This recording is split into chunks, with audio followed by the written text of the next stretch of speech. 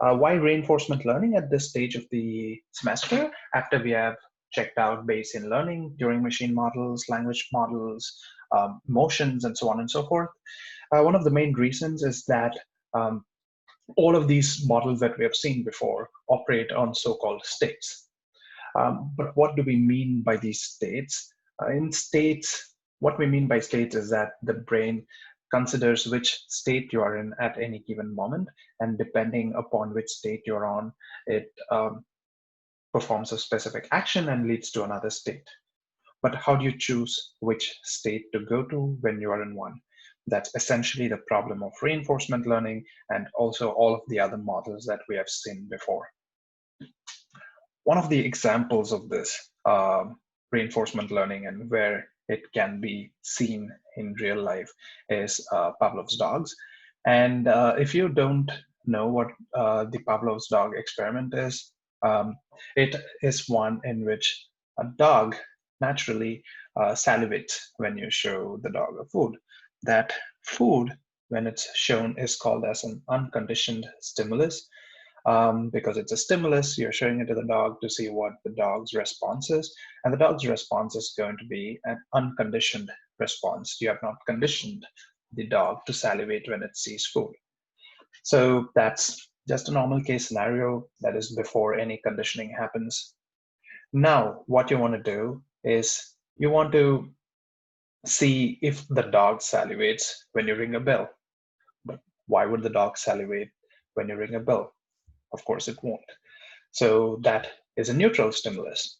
So you have two conditions now. You have a unconditioned stimulus, which is the food where the dog naturally salivates, and then a neutral stimulus where you ring a bell and the dog does not salivate. Now, what you want to do is you want to give food to the dog and ring a bell along with giving the food. So every time the dog sees the food, it also knows that you're going to ring the bell.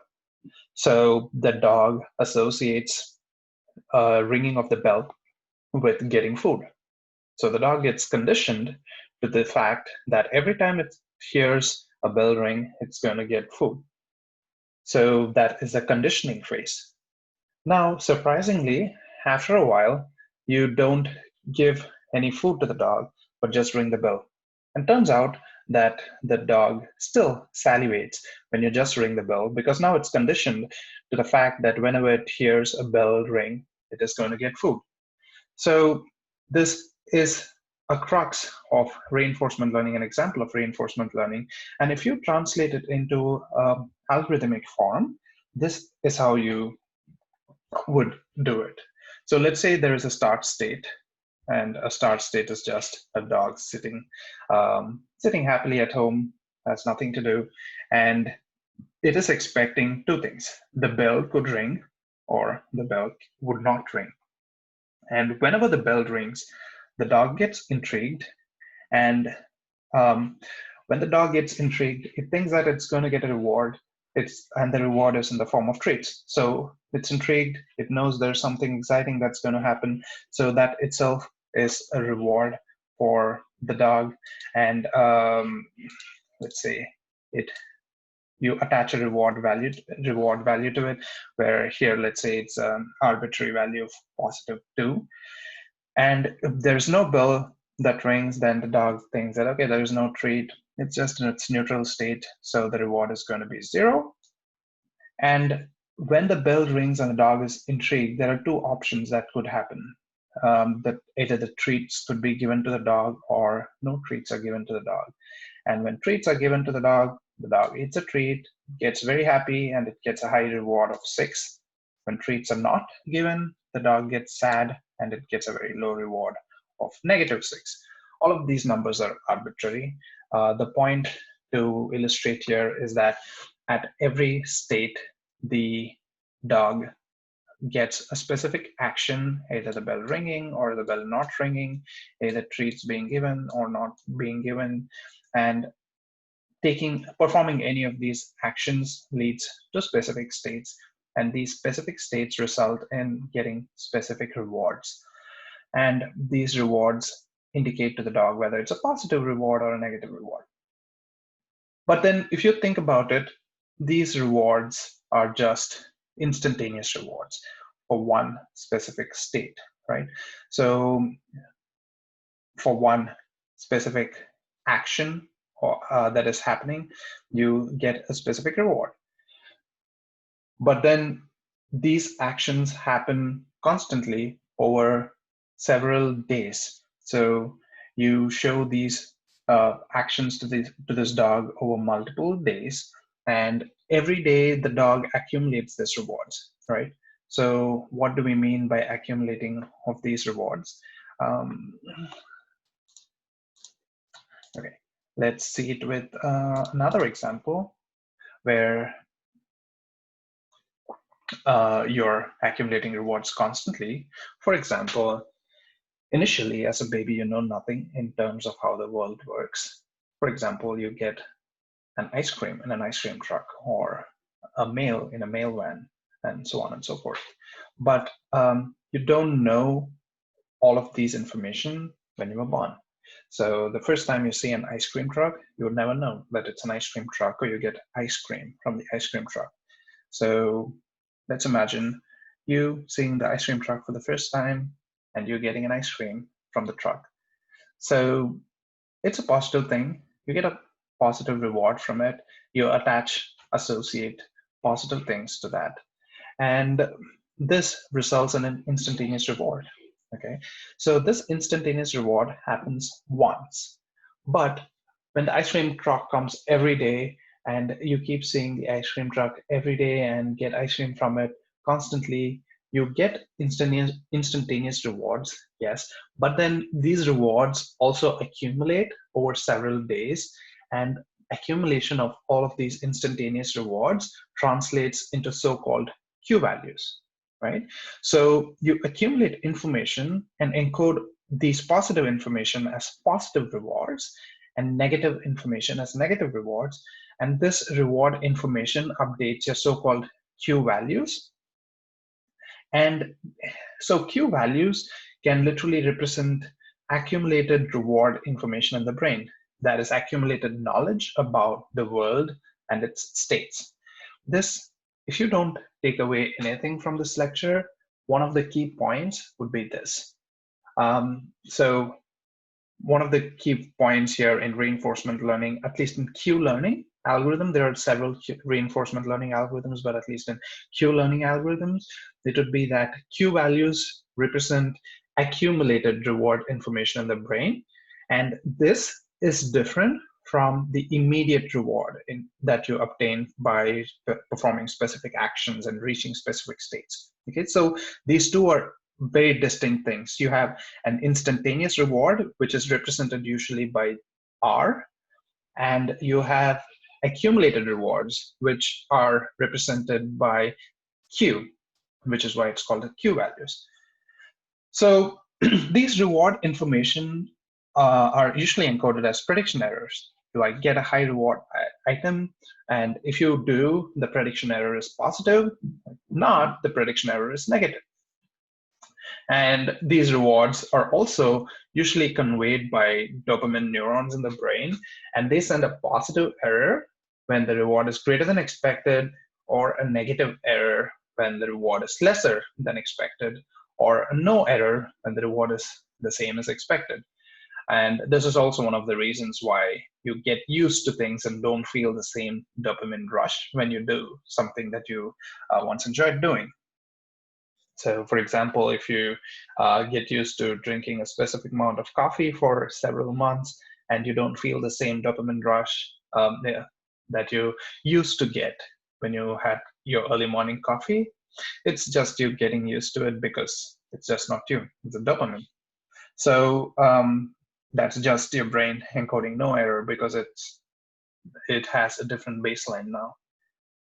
So, but why do we have reinforcement learning? Why reinforcement learning algorithms though?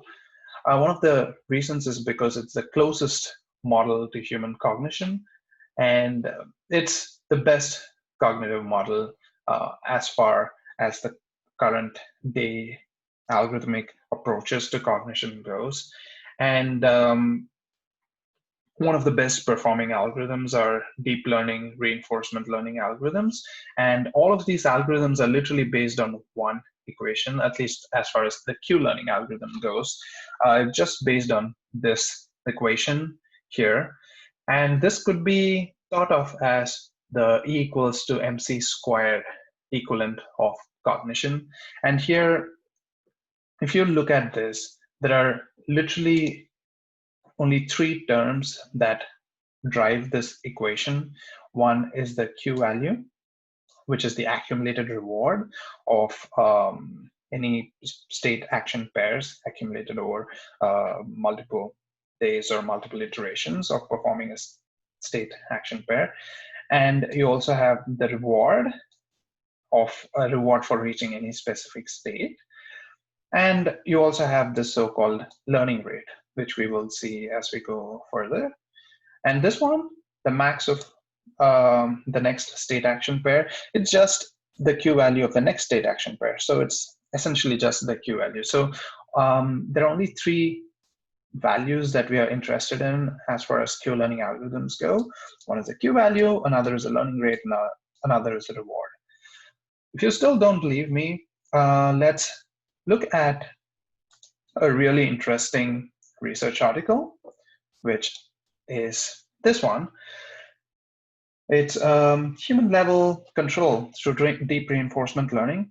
And I'm not going to go through the details of this paper, but it's just a paper where it's a research where researchers taught an algorithm to play video games, essentially. And all of this is description of the algorithms. But if you look at the math here, there are only two places where you would see math, and it is just here, in this portion, and also in this portion. So you don't have to worry about this, but if you check out this one here, I don't like the markings. Okay, if you check out this one here, it's essentially equivalent of, or just how the Q values are accumulated over several iterations. And if you, oh my God, sorry. Okay, so if you look at this one, this is just another representation of the Q value as well. So this whole research is based upon that one equation that I showed you earlier, which is the E equals to MC square equivalent of cognition. If you look at the results of what these researchers did, the results here shown are how good is your deep reinforcement learning algorithm compared to a normal human. So they made the algorithm play all of these video games, video pinball, boxing, breakout, Starguna. If you're not familiar with this, these are just old video games. And the algorithm saw the same thing that the human sees. There was a camera focused on a screen, and this algorithm was looking at the pixels on the screen, and it was taking it as input, just as a human would do, watching a screen and responding to what is going on the screen. And this algorithm learned by itself based on what's going on the screen, based on the score it obtains by adapting itself to the actions it performs for specific things on the screen. And it learned to play the video games. And here, look at the numbers here. This video pinball, the algorithm learned itself to beat the best player in the world by 2,500%, and boxing 1,700%. So it's amazing how this one equation was used to train algorithms that beat humans left and right for all of these games. So this is just one example of how good reinforcement learning algorithms can be. Okay, so now we will look at one example of how to approach a Q-learning problem, how to solve a Q-learning problem. I have a problem here, which is a very toy example of how you could solve a real-life Q-learning algorithms. The form of a Q-learning algorithm is just going to be like this. You would be given a specific states, For example, here the eve of exam is a state and you could perform specific actions. So how to interpret this diagram? So the way to interpret this diagram, I'll first explain the scenario here and it would be easier to follow on from there. Um, let's say it is the eve of a college exam and you have two options in front of you. So you have, this is the eve of the exam, which is the state. It's given by S. And you have two possible actions that you can perform from here. You could either open Netflix or you could open textbook. This is a conundrum we all face in our lives. What do we do on the eve of an exam? Do we study or do we watch something interesting? So on the eve of the exam, which is a state, you have two possible actions, action 1 or action 2. And if you open Netflix, you are, of course, going to be on Netflix. And if you open your textbook, you're going to study something. You would have opened your textbook.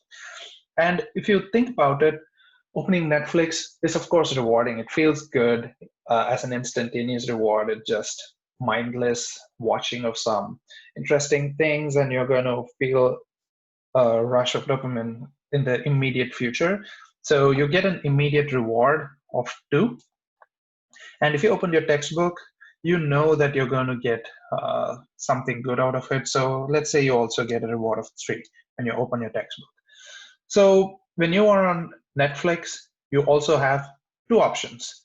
You either just watch one episode of the series that you started watching, or you watch one series or one whole series of the series that you started watching. Let's say you start watching one episode,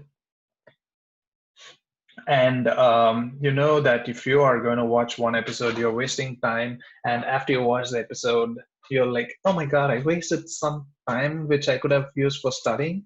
So you get a reward of -2 because you felt bad while watching it. And if you watch one series, you know you're going to perform bad on your exam. And so let's say you get a reward of -3 if you watch the entire series. So this is the setup of the problem where you are on the eve of the exam, you either watch Netflix or study. That's as simple as that. Now, what we want to do from this is that this is not just one time. This is not a one-time scenario that would happen, right? You're going to face this conundrum multiple times throughout your college life. And you want to know what happens when you go through this multiple times. You have multiple exams and you have multiple chances to either open Netflix or open textbook. Let's say it's winter 2020, you would have the same conundrum in fall 2020, same conundrum in winter 2021, so on and so forth. So every time you do it, you're accumulating these rewards multiple times, and you are going to get your accumulated rewards, which is the Q value, updated in your brain. So how does this update actually happen? So that's what we are going to see now using an example. Okay, so this is the exact same problem statement that we just saw. And here is the definition of the problem where you have the eve of the exam, either open Netflix or open textbook. And it's, okay, so the problem description is given in the assignment file that has been uploaded on Canvas. So you could download that. And that assignment file also has a very detailed text description of how exactly to solve the problem. It's supposed to act as a standalone guide. So if you just follow that by yourself, then you should be able to solve the Q-learning problem if you read through the descriptions properly. Okay, so whenever you see this kind of a diagram and whenever you see that this is supposed to be a reinforcement learning problem, then always follow through these 8 steps. So the first step is finding the start state.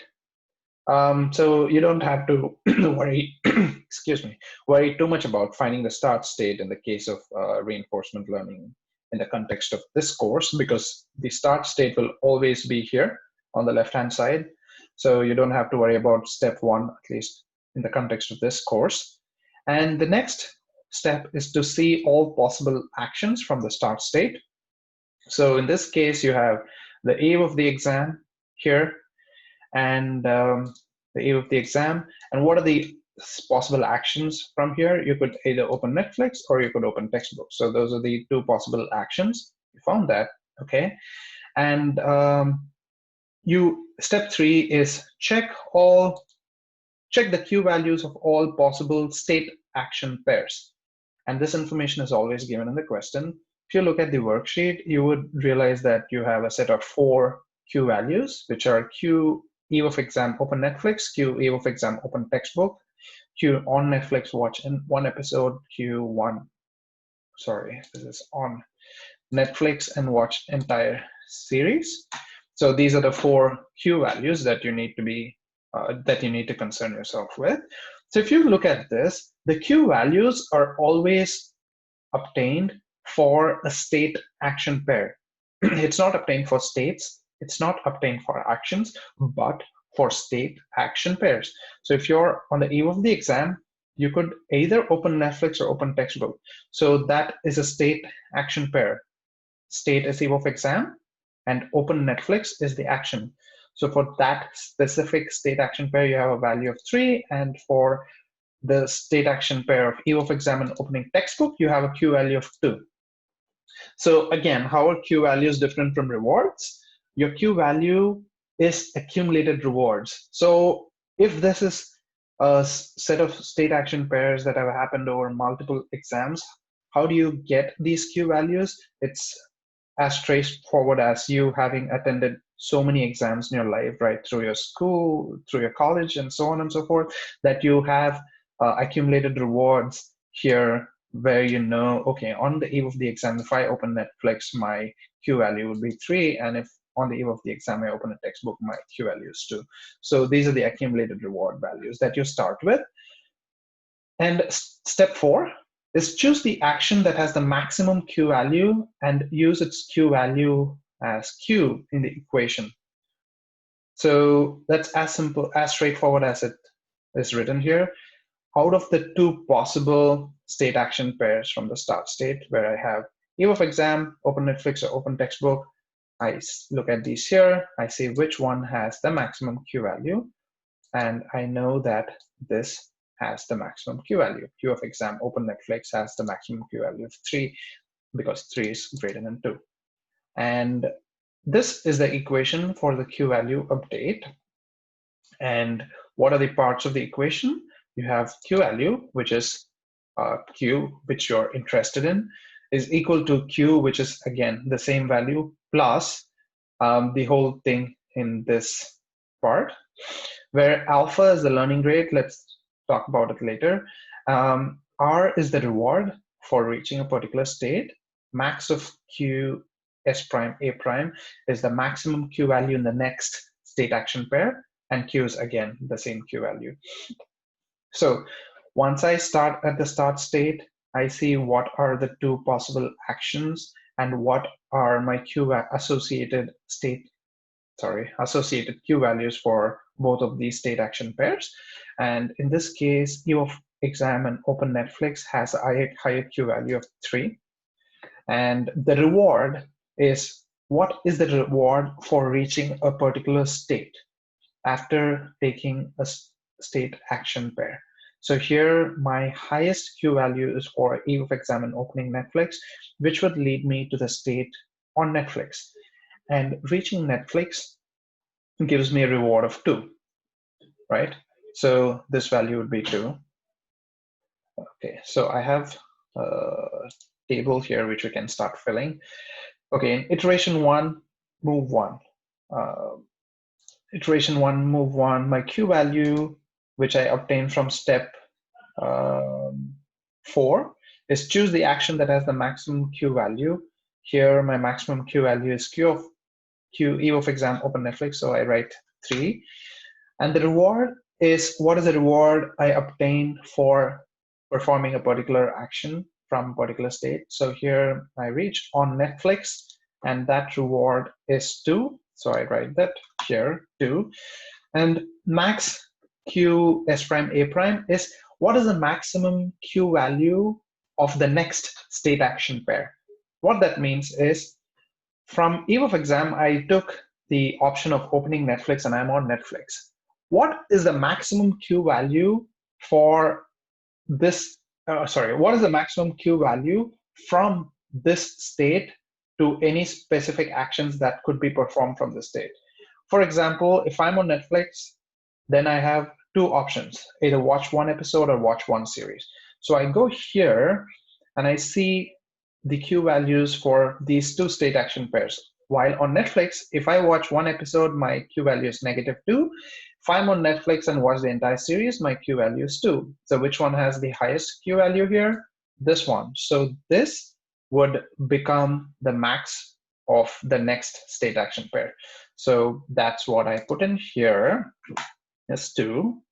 And alpha is a learning rate. And according to this, in this specific problem, we have alpha to be, I think, 0.9. So that does not change. Alpha is the learning rate. The learning rate controls how much weight I give to the error term here in this part. So this is the error term. And if you see, alpha essentially weights the error term. And what it means is, say, for example, if you have alpha as 1, it weights the error term so much that you are going to place a lot of emphasis on this error. And if alpha is so low, then you're going to place very little emphasis on the error.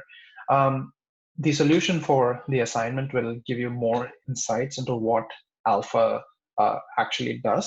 So it would be better to first work through this problem on your own after I finish this example, and then look at the solutions, which I've given in the assignment solutions.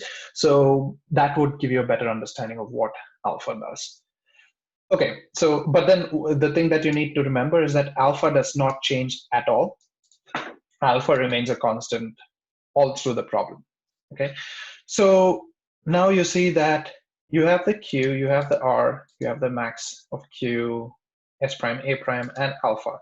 So that's essentially what's there in this equation, right? So let's just fill up the terms of the equation.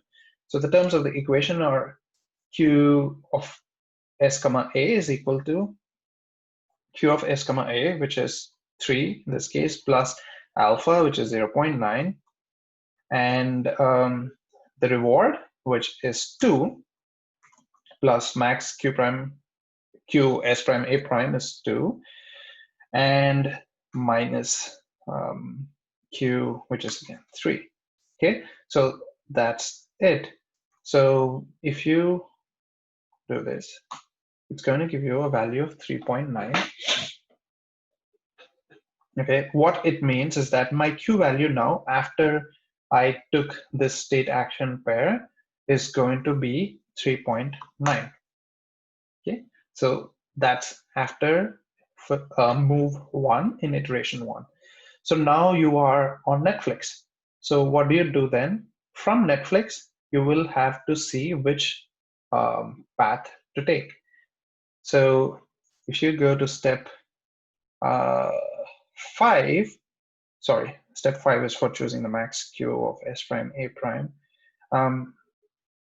Okay, here you can actually go back to sorry, I missed looking at all of the steps to solve it. I just jumped ahead from looking at this, but then you solve the equation. So, okay, let's go back to this one. So you're on Netflix and you have two options here again. And the way you chose which option to take is just by seeing which state action pair has the maximum Q value, which is step 4. So in this one, again, see you're on Netflix, you watch one episode or you watch the entire series, and you have two possible Q values, -2 or +2. So the one that has a greater value is on Netflix and watching the entire series. So that has a value of 2. So you put in that value here too. And the reward for watching the entire series is -3. So you put in there here, -3.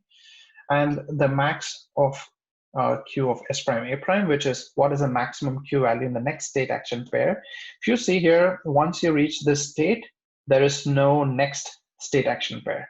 So that means that you are in the so-called terminal state, and the max Q of S prime A prime for terminal states is going to be 0.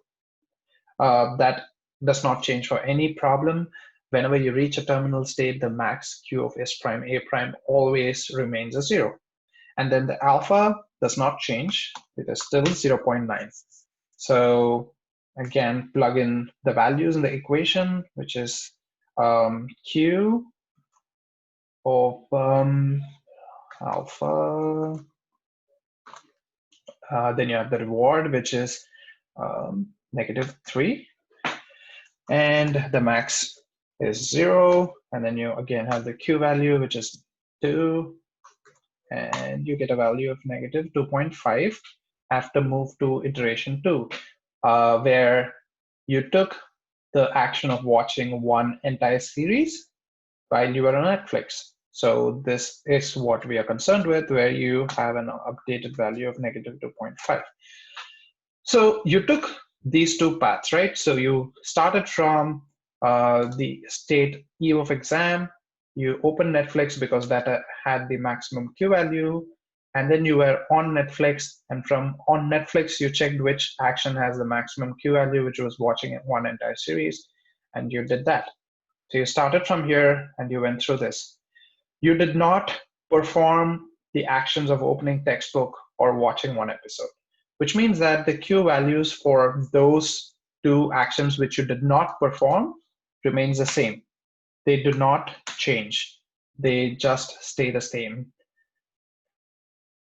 Okay, now this is for one iteration, right? So you don't face just one exam in life. You face multiple exams, and you want to do this same step for another iteration, which is essentially the equivalent of you facing another exam, but this time you face the exam with updated Q values here.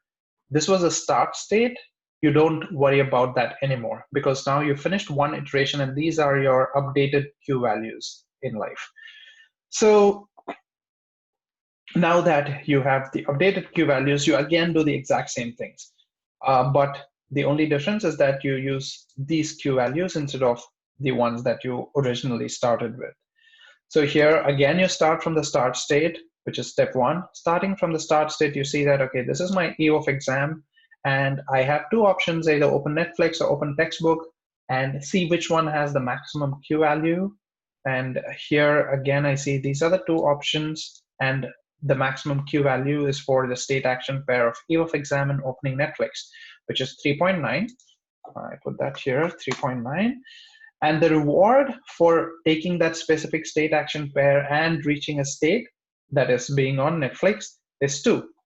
Okay, and the maximum Q value of the next state action pairs, which is either on Netflix and watching one episode or on Netflix and watching the entire series, it's either -2 or -2.5.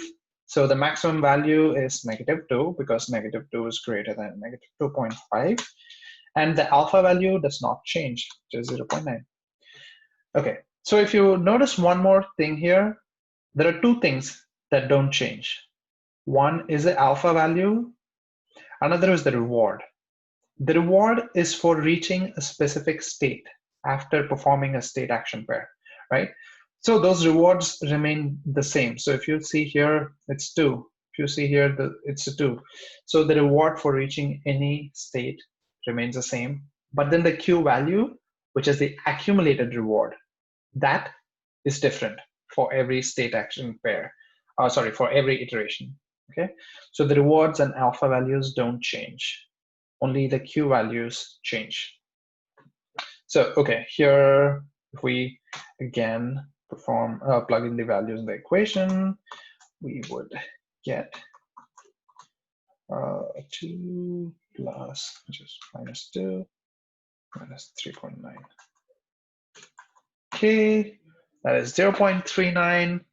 So I just plug that in here, 0.39, and move to is essentially you're again on Netflix and you choose which state action pair to choose, which path to travel in. So I have Netflix and I am on Netflix and I either watch one episode or watch one series. So I see which one has the maximum Q value, which is on Netflix and watching one episode, which is here. So -2 is greater. So I again choose to watch, I this time choose to watch one episode. So I have -2, and the reward for watching one episode, which is given here, is -2. And the max Q value of the next state action pair, because we are in a terminal state, we don't have any further state action pair. So that value becomes a 0. And the alpha value becomes a 0.9 because that stays a constant, does not change at all. So I again plug in the values, -2 plus 0.9, 0.9 plus times the reward is -2, the next state action pair is 0, and -2 is +2. It's a +2 because of negative times negative. It's a positive. So I get a value of -2, where it's here. I update this value now because now I started from E of exam. I open Netflix because opening Netflix from the E of exam had the greatest Q value. And from being on Netflix, I chose to watch one episode. Previously, I chose to, in the first iteration, I chose the action of opening Netflix from the E of exam. And when I was on Netflix, I chose to watch one series. That was iteration 1. And in iteration 2, I chose to watch one episode. Okay, so that's why I updated the value of opening Netflix and watching one episode in this iteration. Whereas I did not take the, so in this iteration, in iteration 2, I opened Netflix and watched one episode. I did not open the textbook, or I did not watch one series. So what does that mean?